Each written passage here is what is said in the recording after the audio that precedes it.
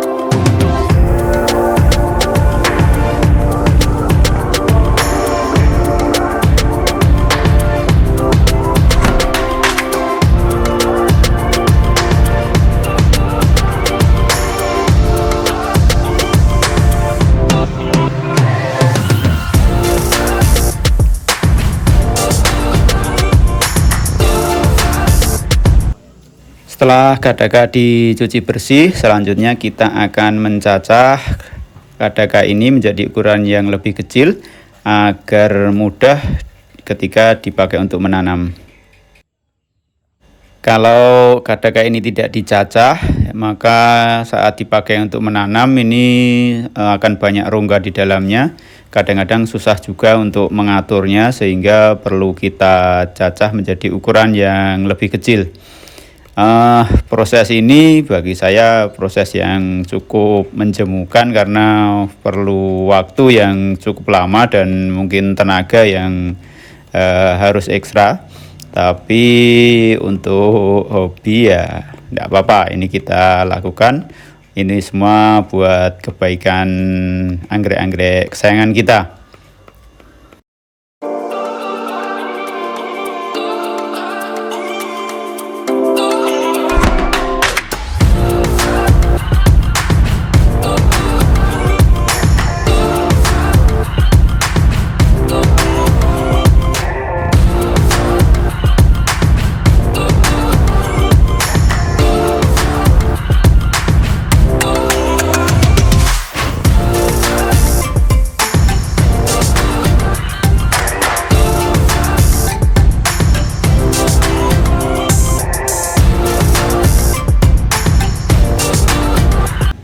Ini ada si Rembo yang mau ikut bantu-bantu nyacah akar kadaka. Ayo, Bu. Lu malah kabur dia.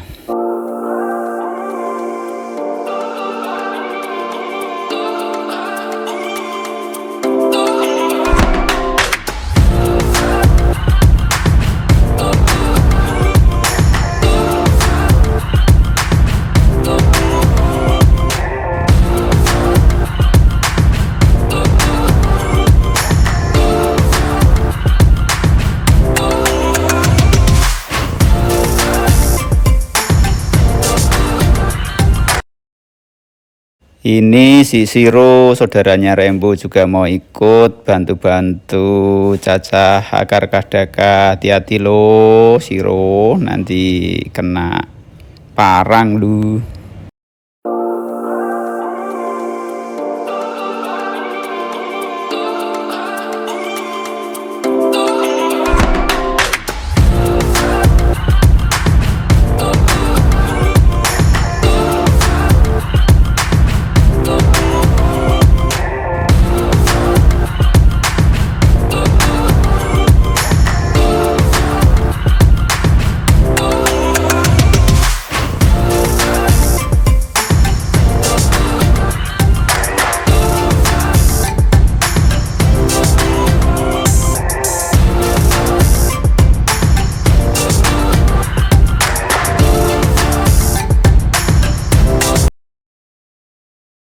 Setelah kadaka kita cuci bersih, kemudian kita cacah halus, kita selanjutnya perlu melakukan perebusan akar kadaka dengan tujuan agar spora jamur dan juga biji-biji rumput yang ada di akar kadaka ini mati dan tidak tumbuh lagi saat dipakai sebagai media tanam anggrek.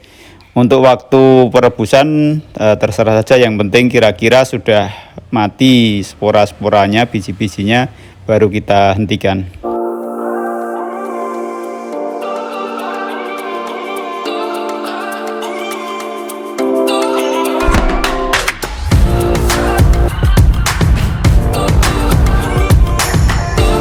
Setelah selesai perebusan, kita tunggu akar kadaka ini dingin dengan sendirinya, baru nanti bisa kita aplikasikan untuk media tanam anggrek.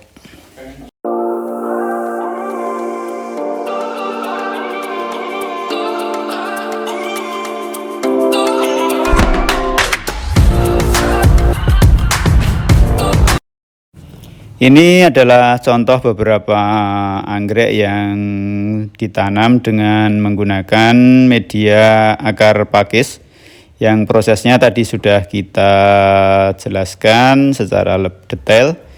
Ini walaupun sudah direbus, tapi masih ada juga rumput-rumput yang tumbuh di dalamnya.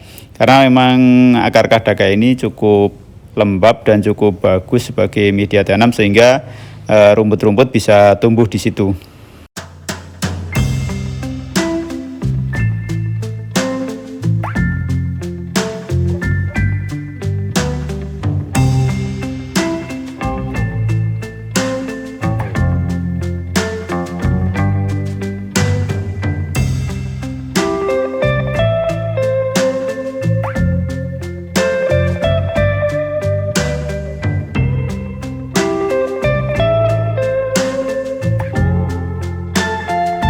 Oke, sekian dulu untuk video kali ini. Sampai bertemu di video-video selanjutnya.